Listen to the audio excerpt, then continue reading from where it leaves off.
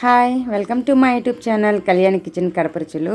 ఈరోజు వీడియోలో కాకరకాయ వేపుడు ఎలా తయారు చేసుకుంటానో ఈ వీడియోలో చూపించేస్తాను. పప్పుల పొడి లేకుండా చాలా సింపుల్గా వెల్లుల్లి కారపొడితో తయారు చేస్తాము. స్కిప్ చేయకుండా చూడండి. అలాగే నచ్చితే లైక్ చేసి సబ్స్క్రైబ్ చేయండి. స్టవ్ వెలిగించేసి కడాయి పెట్టుకొని అందులో ఆయిల్ వేసుకోవాలి. ఆయిల్ హీట్ అయిన తర్వాత ఉల్లిపాయ ముక్కలు, కరివేపాకు, ఎండుమిరపకాయలు, కొద్దిగా ఉప్పు, సాల్ట్ వేసి ఒకసారి బాగా మిక్స్ చేసుకోవాలి.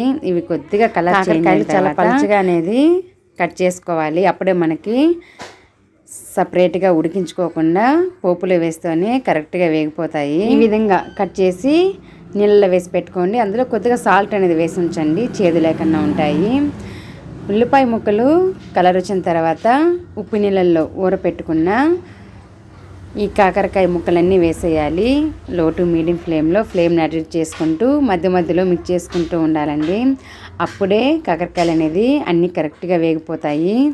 వెల్లుల్లి రెబ్బలు ఒక 6 నుండి 7 వరకు నలుకొల్ల వేసేయండి.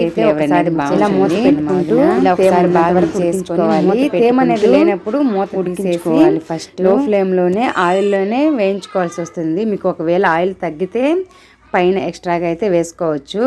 అది వేగిన ఈ కాకరకాయ వేపుడులో వేసేయాలి. అలాగే వెల్లుల్లి కాకరకాయ వేపుడు వేగిపోయింది.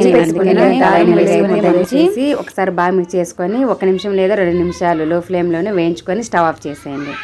అంతే. పప్పుకైనా చారుకైనా సైడ్ డిష్గా నంచుకుంటే చాలా బాగుంటుంది. చాలా టేస్టీగా ఉంటుంది. కాకరకాయలు అనేది బాగా వేగితే చేదు అనేది అంత ఉండదు. ఈ రెసిపీ మీకు నచ్చినట్లయితే తప్పకుండా ఇంట్లో ఒకసారి ట్రై చేయండి. నేను ఇంకో మంచి వీడియోతో వస్తాను. Thanks for watching. బాయ్.